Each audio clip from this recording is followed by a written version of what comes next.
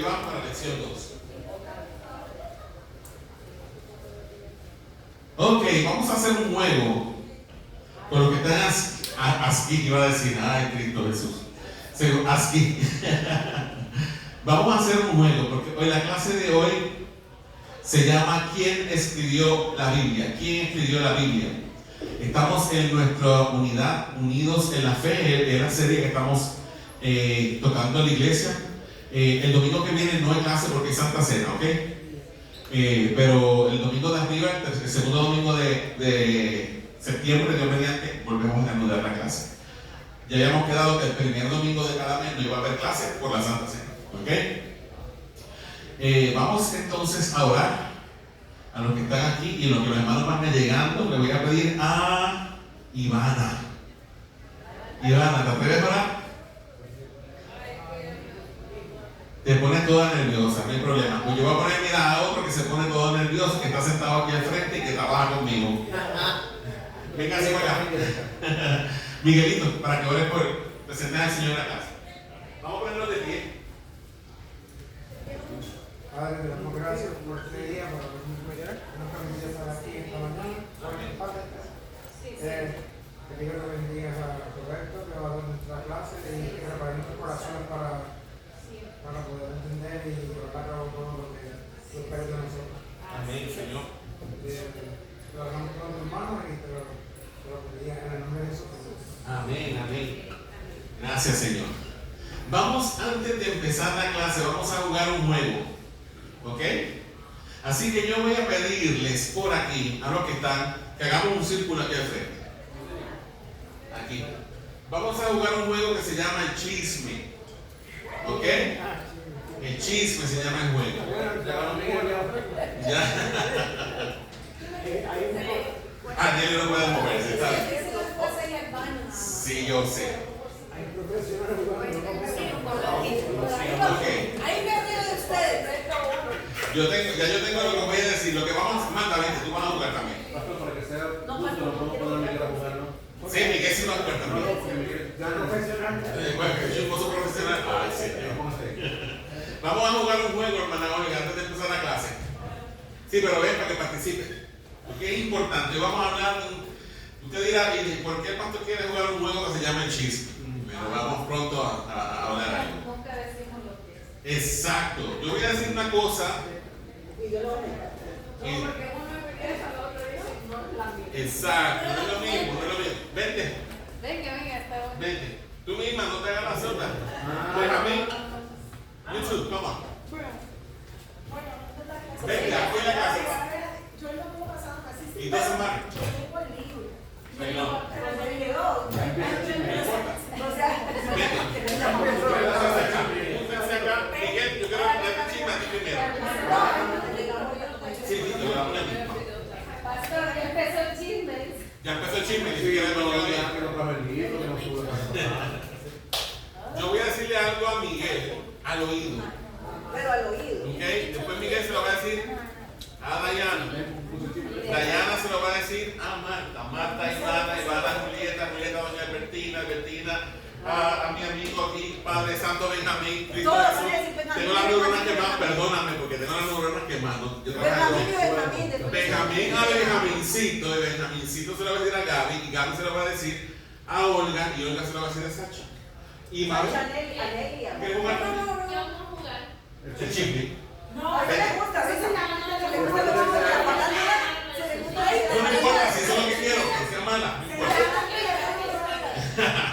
Pues yo voy a decirle algo a Miguel y Miguel se lo va a decir. Está bien, pero después de decir quién va. Se lo va a decir a Miguel primero porque Miguel va a entender lo que yo voy a decir.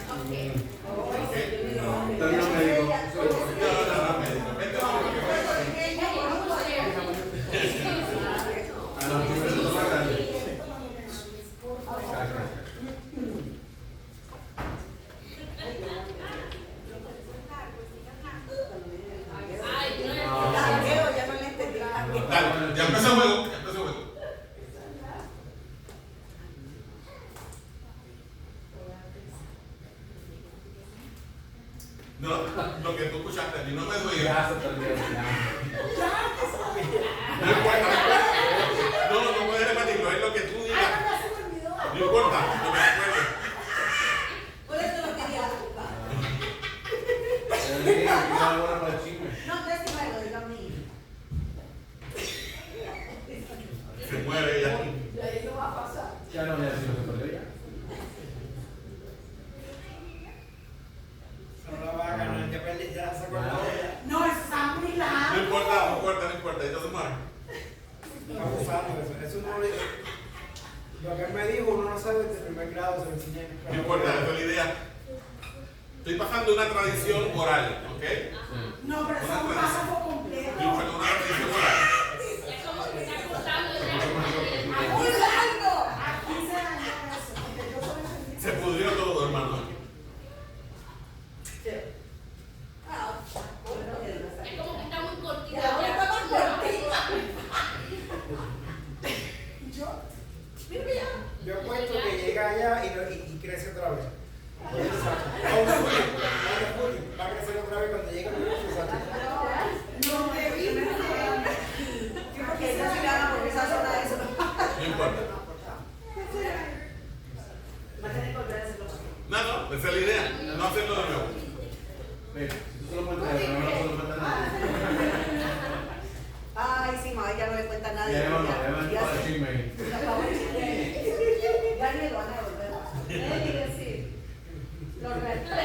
Es un trabalengua y no lo entiendo. Es un trabalengua y no lo entiendo. Eso fue el mensaje. Sí. Ese es el mensaje final. Pero eso no fue lo que yo le dije a Miguel. Esta es la linda tierra, eso es lo que es la linda tierra que Dios nos dio. No, que Dios te dio. Pues miren, pueden sentarse que les voy a decir qué fue lo que yo le dije a Miguel. Siéntense.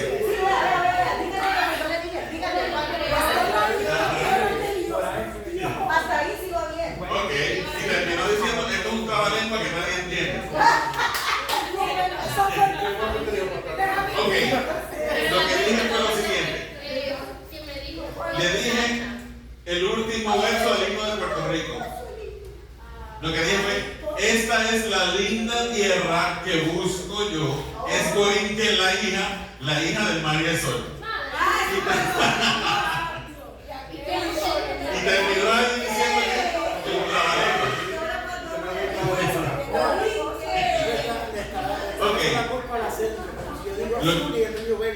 Lo que yo quería demostrarles a ustedes es algo.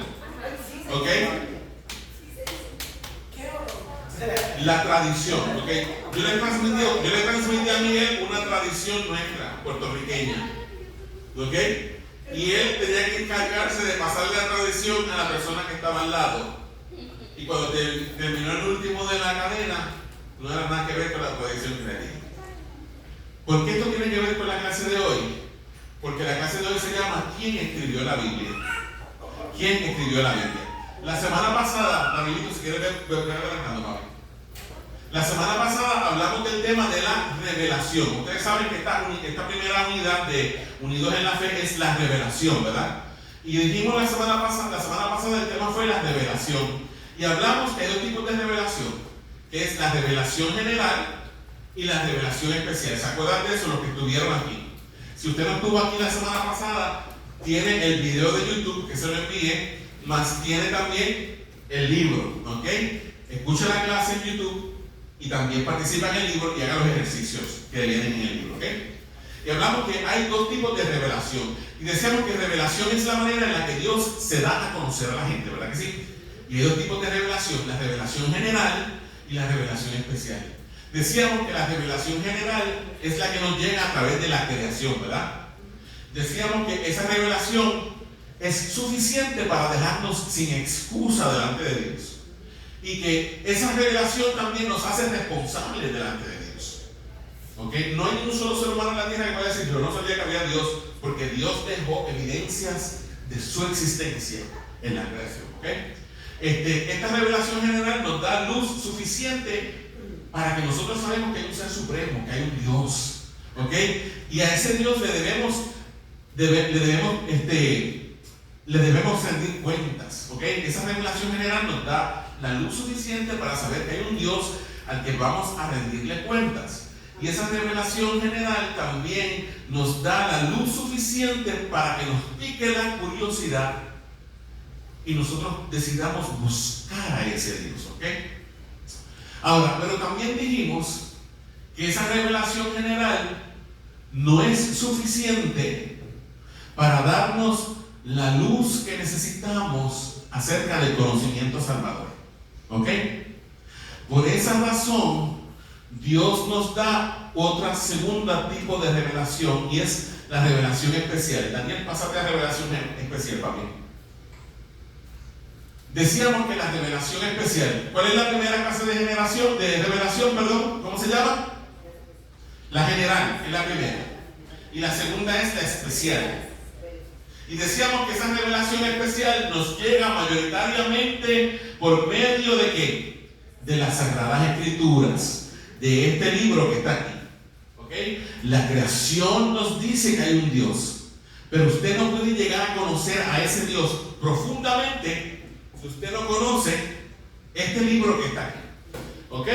Decíamos también que ese Dios en este libro que está aquí nos fue revelando su carácter, sus atributos, ¿verdad? Y su plan redentivo. ¿Qué es lo primero que Dios nos revela de Él mismo en el libro de Génesis? Que Él es el creador, ¿verdad que sí? Y dice que Él creó ¿qué? Los cielos y la tierra. Y las creó en un periodo de ¿cuántos días? Dice la Biblia. De 7 días. De 6 días y descansó el séptimo. ¿Ok? Y vimos que ese Dios creador hizo ¿qué? ¿Qué creó Él? Todas las cosas, incluyéndolo a usted y a mí, ¿verdad que sí? Dice que creó Dios al hombre ¿a qué? A su imagen, conforme a su semejanza, y que lo creó como varón y hembra. ¿Ok? Y vemos, gracias papá, te lo agradezco, Benjamíncito. Gracias, hijo. Tienes 10 puntos, él se acaba de ganar 10 puntos. Aprendan de él.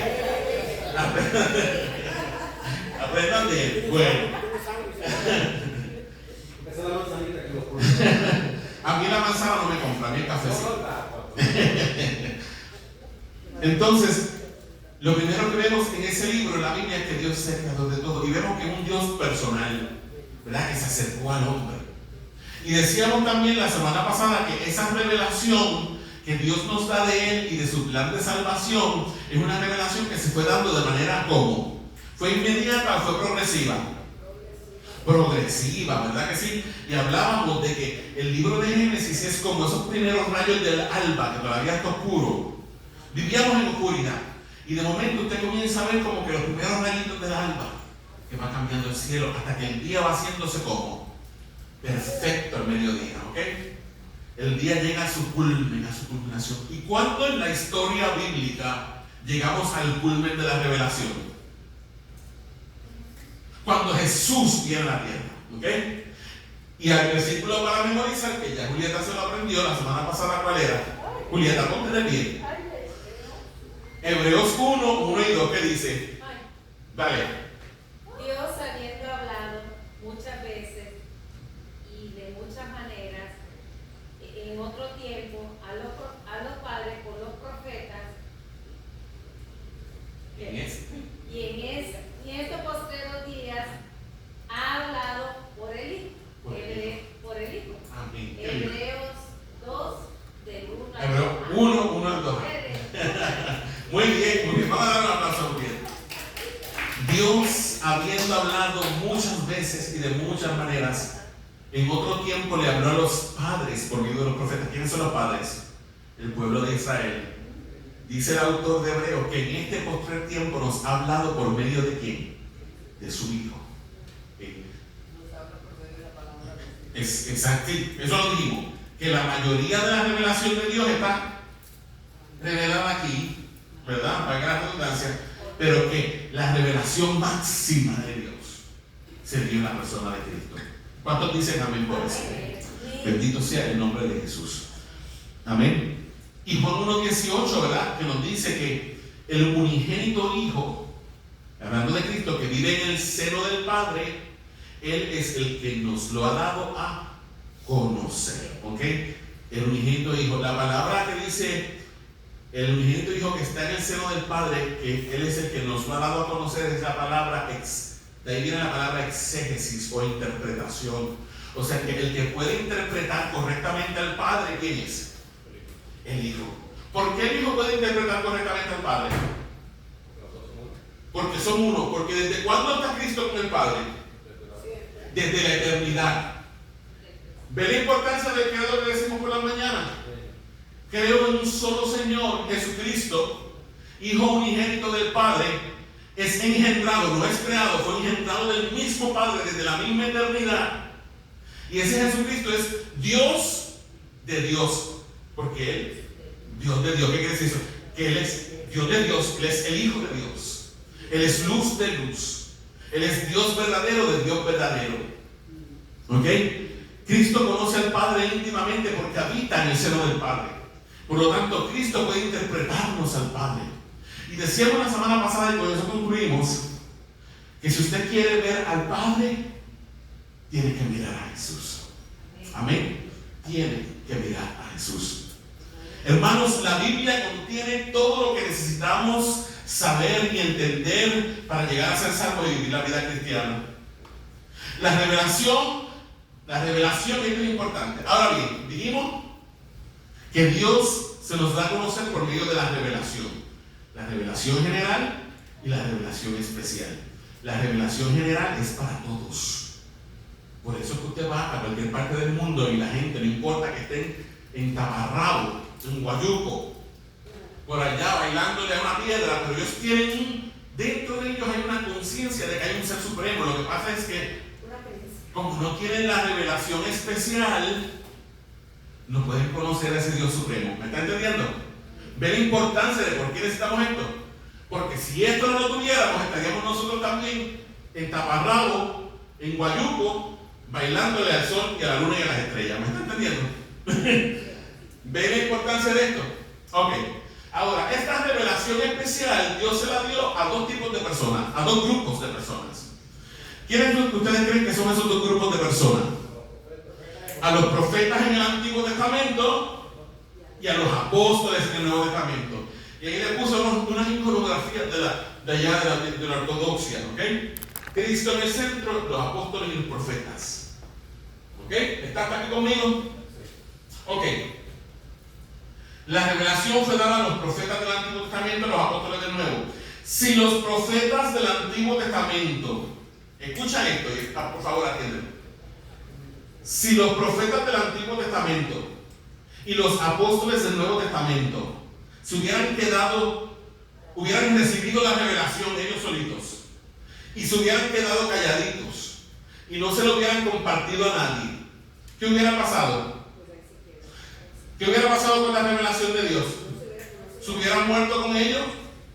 ¿Verdad que sí? Ahora, ¿por dónde vengo? En la lección 2. Ahora, si en cambio, por ejemplo, ok, háganse esta idea hipotética, ok, ellos decidieron no quedarse con la revelación, decidieron compartirla, pero de manera oral. Hubieran compartido la revelación de Dios de manera oral. Pero ¿qué ustedes creen que hubiera pasado con el paso del tiempo?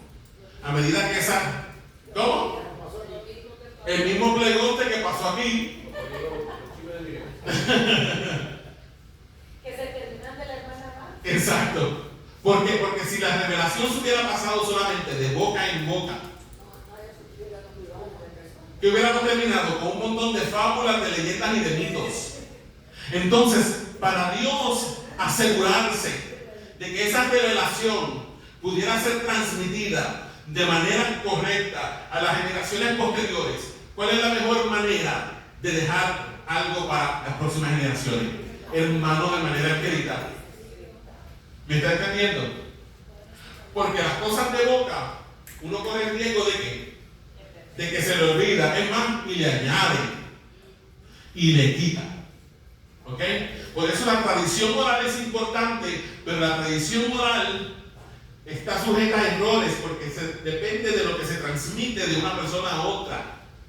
No, depende de lo que se transmite y de lo que se entiende. Exacto, ahí está la cosa. ¿Me entienden? Por ejemplo, voy a tomar el ejemplo de la iglesia de Roma, ¿ok? En la iglesia de Roma la tradición oral es importante. Ellos alegan tener una tradición oral que les vino a ellos desde los apóstoles.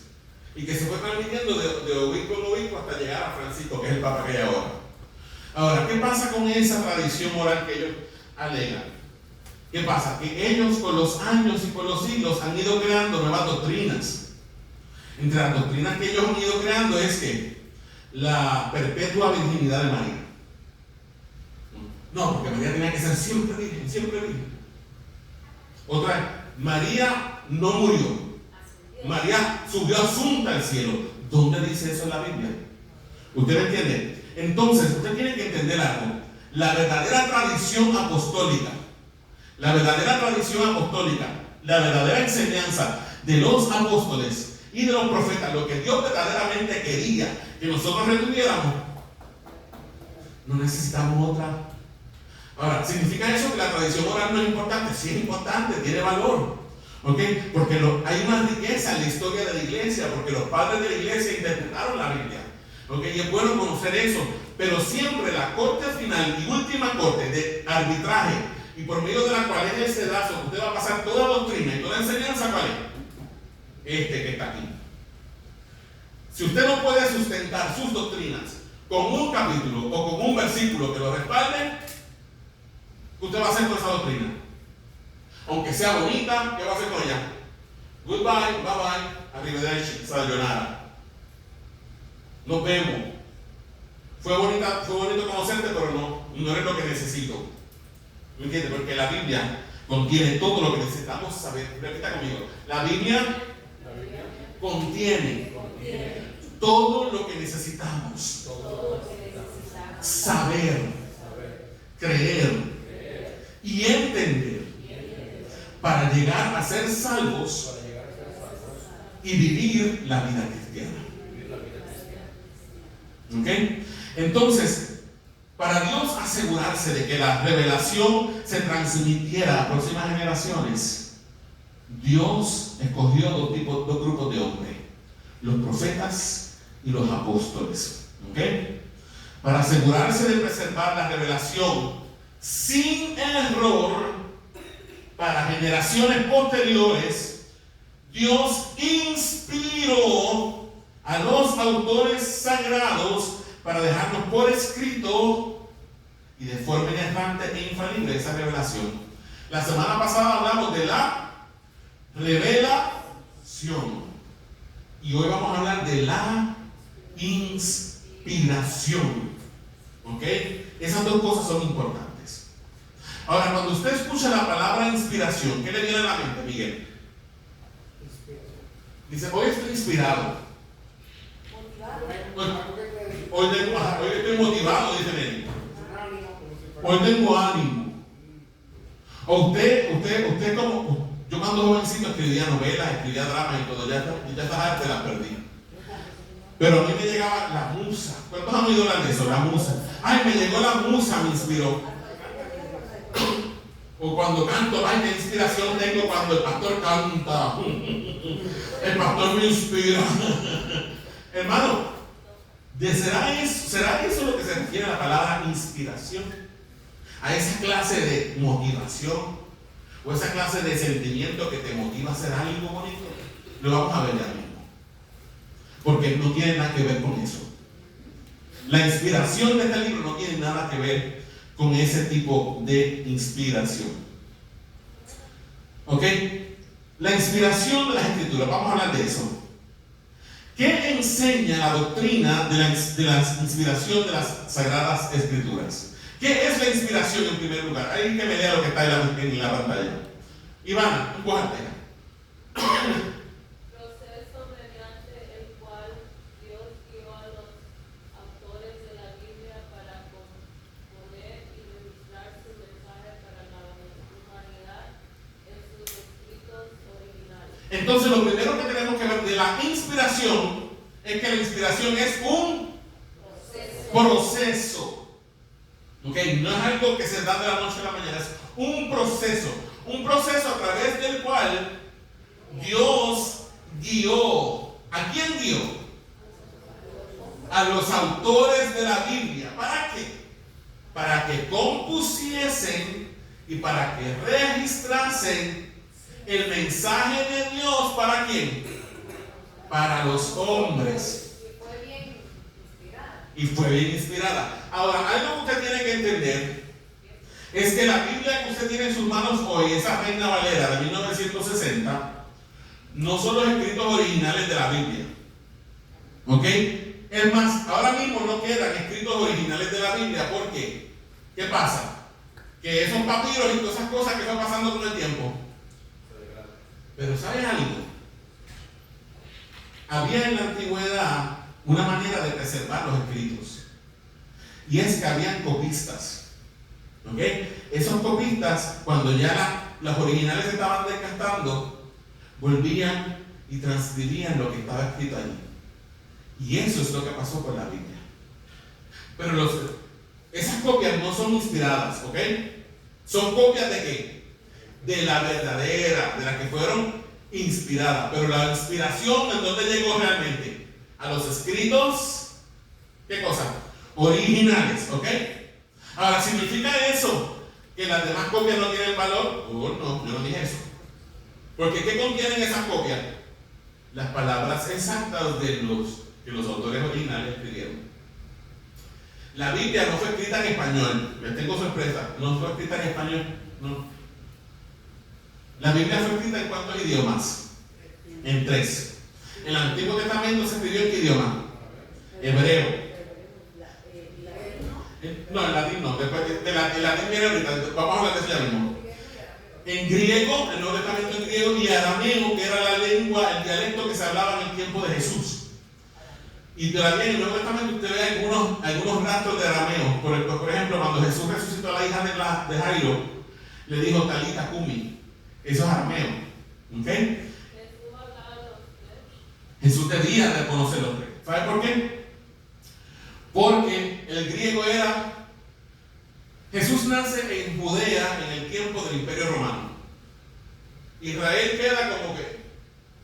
Los romanos iban en plan de conquista y se llevaban de por medio de Israel. Ahí estaban también los judíos. No porque fuera también la tierra que ellos querían conquistar, pero estaba en el camino, así que también me la llevo real. O sea, Jesús nace en Israel, pero nace dentro del Imperio Romano. ¿Cuál era el idioma oficial del imperio? El latín. Pero ¿cuál era el idioma que se usaba en la calle para hacer transacciones? El griego. Como el inglés. ¿Ok? Yo no hablo ni papa de chino, pero si un chino se comunica conmigo en inglés, lo entiendo. ¿Verdad que sí? Así era la cosa.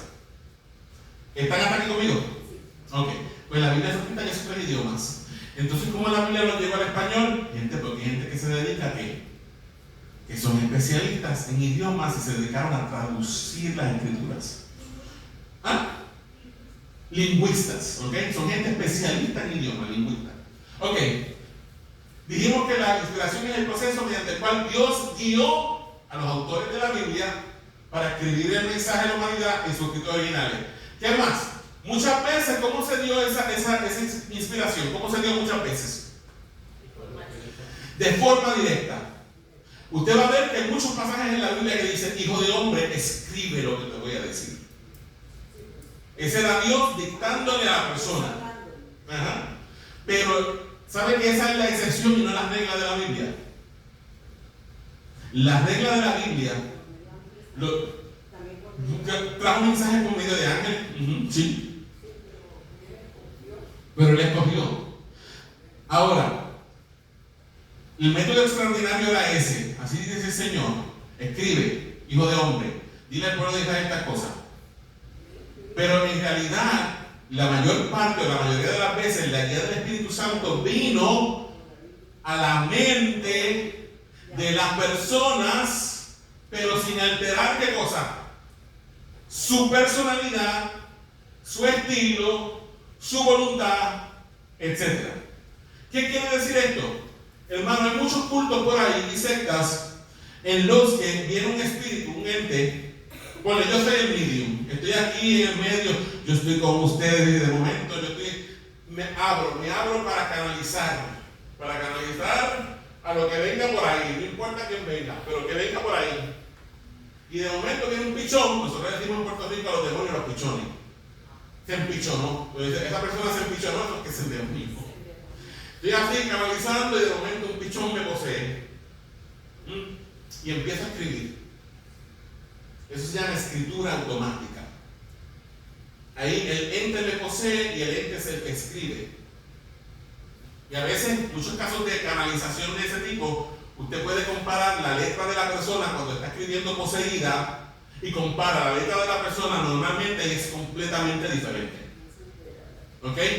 Pero eso no fue lo que pasó con la Biblia. No fue que los profetas estaban canalizándose y se le metió el Espíritu Santo y los...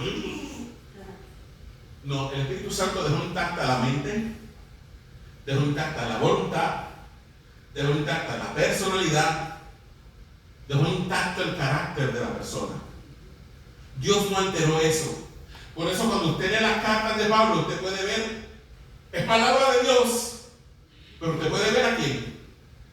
Cuando está leyendo las cartas de Pablo, usted ve la personalidad de Pablo, usted es más hasta lo siente, dice, ese hombre era candela.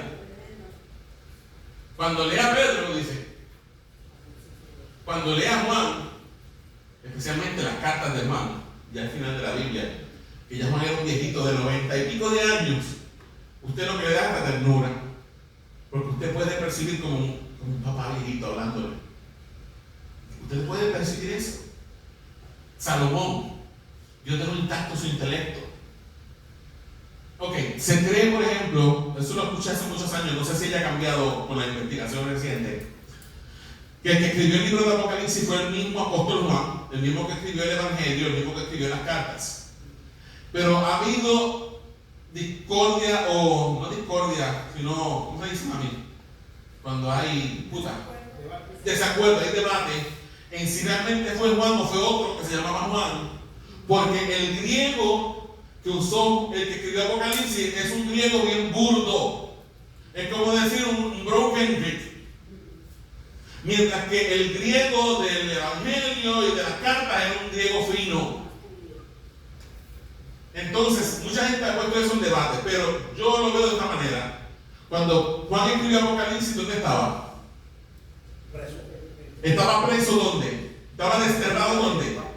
En la isla de Patmos. Estaba, entonces, ¿cómo estaba? Estaba solo. ¿El griego era el primer idioma de Juan? No. Es como yo, hermano, yo tengo un broken English, bien broken. Con mucho acento. Y errores ortográficos y todo, pero no importa. Entonces, ¿qué pasa? Cuando por ejemplo, si Juan iba a escribir el Evangelio, es posible que Juan usara ¿qué? Un secretario, porque habían esos escribas, se llamaban escribas. Yo me paraba y empezaba a decirle, bueno, escribe tal cosa, bueno, eso no se oye también así, Juan, tienes que ponerla porque está pues, fatal. Es lo mismo que pasa cuando usted escribe un libro. Yo escribo un libro y lo mando con los errores y todo, entonces que viene alguien viene y edita mi libro, ¿verdad que sí? ¿Me está entendiendo? Pues es eso lo que pudo haber pasado. Que Juan escribiera sus cartas, que escribiera el Evangelio con un escribano. Iba a decir algo, Julieta. También pensemos que en los tiempos esos hombres eran bien usados de Dios, bien inspirados. Claro. Y ellos estaban bien, ¿cómo le puedo decir? Llenos del Espíritu. Exacto. Aquí, exacto.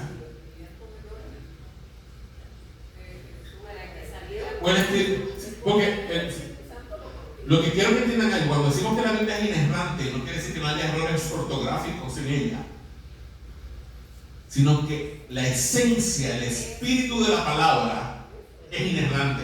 ¿Me está entendiendo? Porque, como les dije, el libro de Apocalipsis tiene un griego broken Greek, pero es palabra de Dios, porque Dios dejó intacta la personalidad del autor. ¿Ok? La Biblia fue escrita por 40 autores, en un espacio de 1600 años. 40 hombres diferentes, algunos eran sacerdotes, otros eran escribas, otros eran reyes, otros eran pastores de ovejas, otros eran labradores de la tierra, agricultores. Pero Dios dejó todo eso intacto. ¿Estás aquí conmigo, iglesia? Ok. Y el último, ¿qué dice aquí? La mayoría de las veces la guía del Espíritu Santo vino a las mentes de las personas, pero sin alterar su personalidad, estilo, voluntad, etc. Próxima diapositiva, Danielito, hijo mío. Ahí va bien. Ok, inspiración. Esto es importante. Vamos a leerlo todos juntos, iglesia, a la 1, a la 2 y a la 3. ¿Qué dice? La inspiración de las Sagradas Escrituras es una de las doctrinas fundamentales de nuestra fe. ¿Entendieron eso? La inspiración de las Sagradas Escrituras es una de las doctrinas fundamentales de nuestra fe. Hermanos, Dios deseaba darse a conocer a nosotros. Esto es importante. Dios deseaba darse a conocer a nosotros. ¿Ok? Dios deseaba darnos a conocer su voluntad, su carácter santo, su plan redentor para la humanidad en la persona y en la obra perfecta de su santo Hijo Jesús en la cruz. Ahora la próxima diapositiva, esto es bien importante. Hay dos puntos de vista en cuanto a la inspiración de la Biblia. Dos puntos de vista. Uno es correcto y el otro es incorrecto. ¿Ok? ¿Qué dice aquí el primero? El primer punto de vista es el que sostiene ¿quién? La teología ortodoxa. ¿Y qué significa ortodoxo? La palabra orto significa correcto y doxo significa enseñanza. ¿Ok? O la enseñanza correcta, es lo que significa ortodoxia. Entonces, la teología ortodoxa, ¿quién me lo quiere leer en voz alta? No, cuando usted diga todas mayúsculas, usted me tiene que hacer énfasis. Porque es que yo quería transmitir eso. Afirma que las Sagradas Escrituras son la palabra de Dios. Muy bien. Así es, amén. Para la teología ortodoxa, este libro que está aquí es la palabra de Dios. Ahora, hay otro punto de vista. ¿Cuál es esa teología? Neo-ortodoxa. Y la palabra neo significa nuevo. O sea que es una manera de pensar que reciente y nueva. Ahora, ¿qué dice la teología neo-ortodoxa? ¿Qué me la lee? Ajá. ¿Qué dice, Dayana? Pero con su, o Marta, léelo, pero con su entonación respectiva, por favor. Teología neortodoxa afirma que la Biblia no es la palabra de Dios, pero que dentro de ella están contenidas las palabras de Dios. ¿Ve el juego de palabras? Para el ortodoxo, este libro que está aquí es la palabra de Dios. Pero el neortodoxo dice, no seas tan exagerado. La Biblia no es la palabra de Dios, pero dentro de ella están contenidas las palabras de Dios. Entonces, ¿quiénes están bajo esa teología? ¿Quiénes son los neo-ortodoxos? Ya mismito vamos a hablar de lo que ellos piensan. Ya mismito. Pueden estar representados en cualquier denominación. ¿Ok? Por lo tanto, usted tiene que estar bien atento a lo que la gente predica y enseña para usted darse cuenta quién es neortodoxo y quién no. ¿Ok? Porque, por eso usted, hermano, no le diga amén a todo lo que escucha. Amén. Le digo, hermano, no le diga amén a todo lo que escucha, a mí me hace amén. ¿Ok? Usted tiene que estar atento, usted tiene que conocer estas cosas. Porque se oye bien, ¿verdad que sí? No, la Biblia no es la palabra de Dios, pero ella contiene las palabras de Dios. Se ve bonito, pero es veneno mortal. ¿Ok? Ahora, para los neortodoxos, ¿quién es el que determina qué de lo que está en la Biblia es palabra de Dios y qué no?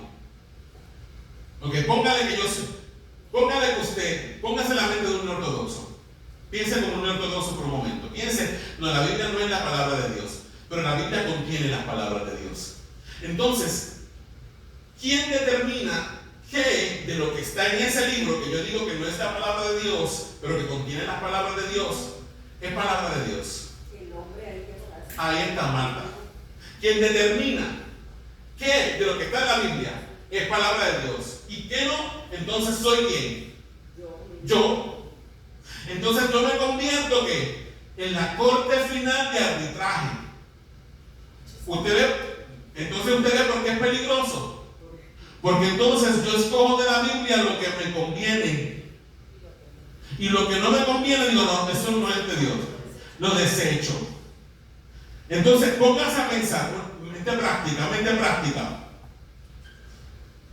Cuando usted va al centro de la ciudad de New Orleans, ¿cuántas iglesias hay ahí? Históricas, muchas. Pero usted ve mucho por allá, especialmente por allá por la Napoleon Avenue. En todas estas iglesias, la iglesia metodista, la iglesia. ¿La qué? ¿Pero qué ve? Dígame. Usted pasa por allí, de momento ve una iglesia con una bandera multicolor. ¿Por qué? Porque yo soy el que determina qué de lo que está en la Biblia es palabra de Dios y qué no. Y todo eso que habla de los pecados inmorales, eso no. Eso que está ahí no es de Dios, pero lo otro sí. Entonces yo cojo. Entonces Dios es todo amor. ¿Verdad? ¿Usted ve por qué la ortodoxia es peligrosa? Seguimos acá. ¿Captaron eso? ¿Entendieron ese punto de la neortodoxia y la ortodoxia? Ok, para ellos la Biblia no es la suprema regla de fe, práctica y conducta, sino que es el hombre mediante su experiencia quien determina eso. Pero ¿será esto cierto, mi hermano? ¿Será cierto? Voy a terminar pronto. En 2 semanas vamos a continuar con esto mismo. Y si podemos, pues no quiero tomar estas clases con ligereza. Son buenísimas. Y esto es doctrina esencial. ¿Será esto cierto, hermano? ¿Seré yo y mi experiencia la que determina qué de lo que está en la Biblia es de Dios o no? No. Porque entonces eso se convierte en un relativismo. ¿Me está entendiendo? Por eso la gente te dice, la verdad es relativa. Por eso que la gente te dice, no. Esa es tu verdad. Pero no es mi verdad. ¿Será cierto eso? Hermano, o hay verdad o no hay verdad. Pero eso de que tu verdad es una cosa y mi verdad es otra son mentiras. ¿Ok? Y ese es el problema de la sociedad en la que estamos viviendo hoy. No, para ti Jesucristo es Dios, esa es tu verdad. Pero para mí, yo no creo que Jesucristo sea el único camino de salvación. Entonces usted tiene que aprender a discernir qué es de Dios y qué no. Entonces el propósito de estas clases, mi hermano, es darle a usted discernimiento. O sea, darle a usted la herramienta para que usted aprenda a discernir qué es correcto y qué no. Hermano, usted tiene que aprender a buscar. Hermano, le voy a decir una cosita. Los prejuicios no son malos. Hermano, todos los días usted tiene prejuicio, todos los días usted discrimina. Todos los días usted discrimina. Ok, ¿debo comerme esto o no? Eso tiene muchas calorías. Tiene muchos carbohidratos, muchos carbs. Y estoy en la dieta keto. Entonces usted discrimina. Lo que pasa es que se ha usado esa palabra mal para manipular. Entonces, una de las funciones de la Biblia es que usted pueda discriminar qué es de Dios y qué no es de Dios. Pero para que usted pueda discernir bien, usted tiene que creer que esto no contiene las palabras de Dios, sino que esto que está aquí es la palabra de Dios. Desde Génesis 1:1 hasta Apocalipsis 22:21. Había un pastor que decía, yo de la Biblia le creo hasta los mapas. No necesariamente los mapas, ¿verdad? Eso no es parte de la Biblia, pero bueno, ¿no? Eso es importante. Entonces, creer que el hombre es quien determina qué de la Biblia es palabra de Dios y qué no, nos llevará al relativismo, donde el hombre y su experiencia es quien determina la verdad. Pensar así pone al ser humano como la corte final de arbitraje. ¿Están acá? Vamos a orar para despedirnos. ¿Entendieron la clase? ¿Vieron por qué no podemos depender de la tradición oral? porque se está sujeta a error. Cuando las cosas pasan mucho de boca en boca, se tergiversan. ¿Okay? Por eso Dios dejó por escrito, dijo no. Ahí está la palabra para todo el mundo. El entendimiento. ¿Ok? Amén. Amén. Vamos a orar. ¿Quién quiere orar? ¿Quién quiere despedirnos en oración esta mañana? Julieta, despídenos en oración. Vamos. Padre celestial, Padre de gloria, Señor, te damos gracias por esta bella tarde, Señor. Amén. Gracias porque tú estás aquí con nosotros. Gracias, Señor, porque tú sabes, Señor, que te necesitamos tanto, que necesitamos saber de ti para que nosotros podamos guiar a otras personas, para guiar a nuestra familia, Señor. Padre, ayúdanos siempre, ayuda al pastor también, Señor, para que siempre lo uses y le dejes esa sabiduría, Señor, y nos dejes a nosotros también. Guíanos a nuestra casa en paz y quédate en el resto de todos tus días hasta que tú vengas. Que no sea tu mamá. Amén. Hermanos, que la bendición del Padre, que el amor del Hijo y que la comunión del Espíritu Santo sean con ustedes. Amén. Y gracias por quedarse en la casa.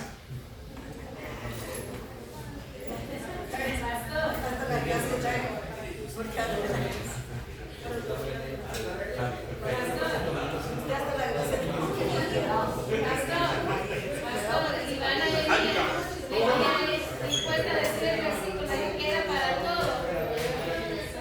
¿Quién era? ¿Quién venía? Ivana.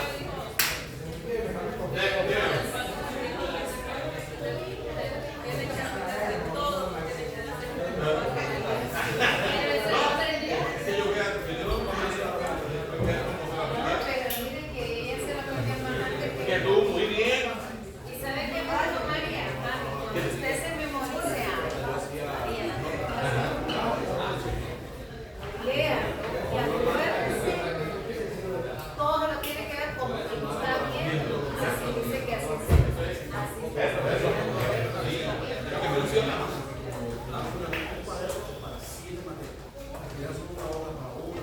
Papá, Dios te bendiga. Mira, ¿sabes qué? Mi jefa no me dio un light duty. So she says that is not a lifting duty. Pero eso es mentira porque tengo pacientes de 300 libras. Estoy en un momento. Parte